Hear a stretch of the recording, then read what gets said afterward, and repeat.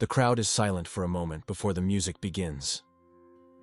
A single spotlight shines on a man standing center stage, his hands trembling slightly. His name is Ethan Miller. The camera moves closer, catching the nervous breath he takes before he begins to sing. The narrator's voice cuts through the tension. He had waited his whole life for someone to listen. The scene fades, pulling the viewer back in time. A small town, early morning. The school bus rumbles down a cracked road. A young Ethan, 12 years old and carrying a backpack almost as heavy as he is, climbs the steps. He looks for a seat, but the laughter starts before he sits down. A boy in the back, tall and confident, calls out to him. Everyone joins in.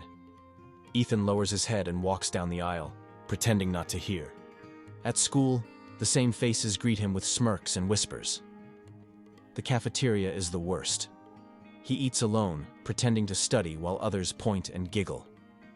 When someone throws a piece of bread at his tray, he just stares at it, then quietly pushes it aside. The sound of laughter fills the room, echoing in his head long after he's left.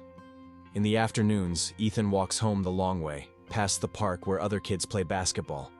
He watches them for a moment, then keeps going. At home, his mother, Linda, is still in her diner uniform. She greets him with a tired smile, serving him leftovers from her shift. She hums softly while washing dishes, and for a moment, the house feels peaceful. Ethan eats in silence, glancing at her as if drawing strength from her calm. Later, in his room, the quiet is heavy.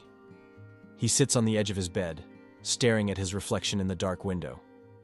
The faint hum of his mother's voice carries through the hallway. He closes his eyes and hums along, barely a whisper, a sound only he can hear. The story returns briefly to the present. The same man stands on the same stage, the spotlight brighter now. The voiceover repeats softly. He had waited his whole life for someone to listen. The crowd still doesn't know what's about to happen. The laughter follows Ethan everywhere. By 8th grade, it has become part of his day, as normal as the ringing of the school bell. The boys in the hallway call him names. The girls whisper and giggle when he walks by. One afternoon in the cafeteria, Zach Palmer pulls out his phone and starts recording.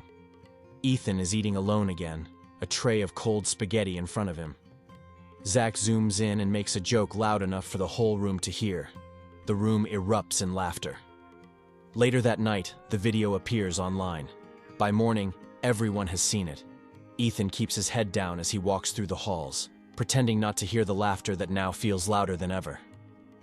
At home, Linda notices the change. Ethan eats less, speaks less, and spends hours in his room. When she asks how school was, he simply says fine. She finds him one night sitting on the porch steps, staring at the dark street. She sits beside him, their shoulders touching. She doesn't ask questions. They sit in silence until the streetlights flicker on. The next day at school, Ethan walks into class to find his desk covered in candy wrappers and cruel notes. He picks them up one by one and throws them away without saying a word. The teacher pretends not to notice. That afternoon, his music teacher, Mr. Dawson, stays after class, stacking sheet music. Ethan lingers near the door, quietly humming to himself. Mr. Dawson listens for a moment, then smiles. He reaches into a drawer and pulls out an old silver microphone, the kind used for school events. He places it on the piano and tells Ethan to sing into it. Ethan hesitates, then takes a breath and sings a few lines. His voice is soft but pure. Mr. Dawson listens without interrupting, nodding slowly. A week later, Ethan finds his name on the list for the school talent show. Someone has signed him up. When he looks across the room, Mr. Dawson gives a small wave. Ethan stands frozen, his stomach twisting. On the night of the show, the gym lights are bright and the crowd restless. When his name is called, he steps onto the stage. A single laugh breaks the silence. Ethan opens his mouth, but no sound comes. He turns and walks off as the laughter grows louder. 4 years pass, and the boy who once stood frozen on stage is now 16. The laughter that once followed him has faded, replaced by silence. Ethan no longer eats in the cafeteria. He finishes schoolwork quickly, avoids eye contact, and spends lunch hours in the library. He moves quietly, speaking only when someone speaks to him first. The teachers call him polite. The other students call him weird. He doesn't care. At home, life has grown heavier. Linda's health begins to fail. Some days she works long hours at the diner. Other days, she doesn't get out of bed. Ethan takes a job at the grocery store, stocking shelves until midnight. The extra money pays for medication and the electricity bill that always comes too soon. The house feels smaller now, the air thicker. He still hears his mother humming sometimes, but the sound is faint, like a memory drifting from another life. Late at night, when the world outside is still, Ethan opens his old laptop and listens to songs online. He hums along softly, careful not to wake his mother. One evening, he records himself on the laptop's microphone. His voice is shaky at first, but he finishes the song, exhales, and listens. For the first time, he doesn't hear the boy from the cafeteria. He hears someone else, someone older, stronger. He keeps recording, night after night. The music fills the quiet house, blending with the hum of the refrigerator and the ticking of the old kitchen clock. The glow from the screen lights his face as he sings. When he listens to the playback, he closes his eyes and almost smiles. One evening, a coworker from the grocery store hears him humming while stocking shelves. She laughs and tells him to post it online. He shrugs, but later uploads one of his songs, a simple recording made in his bedroom. He doesn't use his name. The next morning, he checks the video and sees a few dozen views, then 100, then thousands. At the grocery store, he listens through his headphones during his shift, his face calm, but his heart racing. For the first time in years, people aren't laughing at him. They're listening. The air inside the auditorium is thick with noise. Voices overlap, cameras flash, and somewhere behind the curtain, Ethan waits. He is older now, his frame leaner, his posture straighter, but his hands still tremble the way they did years ago. The floor beneath him vibrates from the bass of the opening music. Contestants laugh and chat nearby, their voices full of confidence. Ethan stands apart, eyes fixed on the stage door. His name is on the list, printed neatly among hundreds of others. When his number is called, he walks down the narrow hallway toward the lights. The stage manager gives him a quick nod. The world beyond the curtain glows white, bright enough to sting his eyes. He steps forward, squinting at the crowd. The judges sit behind a long table, papers scattered, pens tapping. One of them glances at him, and then at her watch. Ethan can hear the murmur of the audience, the sound of someone clearing their throat. For a moment, he feels small again, 12 years old in a school gym. The pianist waits for a cue. Ethan nods. The first note fills the hall, soft but steady. His voice follows, quiet, uncertain, then rising. The sound wavers at first, but as the melody unfolds, something changes. His shoulders lift, his breathing steadies. Each line grows stronger, the words carrying the weight of every laugh, every cruel whisper he's ever heard. The audience begins to listen. A few heads tilt forward. The judges stop writing.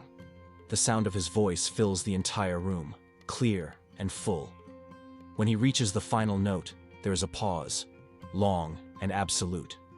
Then, applause.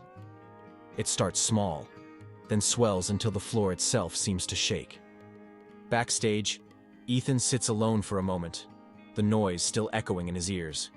His phone buzzes in his pocket. He opens it and sees notifications flooding in. Videos, messages, headlines. A stranger has posted his performance with the caption, "The boy they laughed at." The clip spreads faster than he can scroll. Later that night, as he reads through the comments, one stops him. It's from a name he recognizes, Zach Palmer. The message is short. "I was terrible to you. You deserved better." Ethan stares at the screen, silent, as the applause from earlier still hums faintly in his mind. The finals take place in a city far from home. The arena is packed, lights flashing like stars across the ceiling. Ethan stands behind the curtain, dressed in a simple dark suit. His fingers press against a small silver locket hanging from his neck, the one that once belonged to his mother. The crowd roars for the contestant before him, and the floor hums beneath his shoes. When the stagehand signals, he steps forward. The stage feels endless, the light blinding. The host introduces him, and the room quiets. Ethan takes a deep breath. The music begins. Soft piano chords that sound like home. His voice breaks the silence, low at first, trembling, then rising with strength. Each note carries a memory.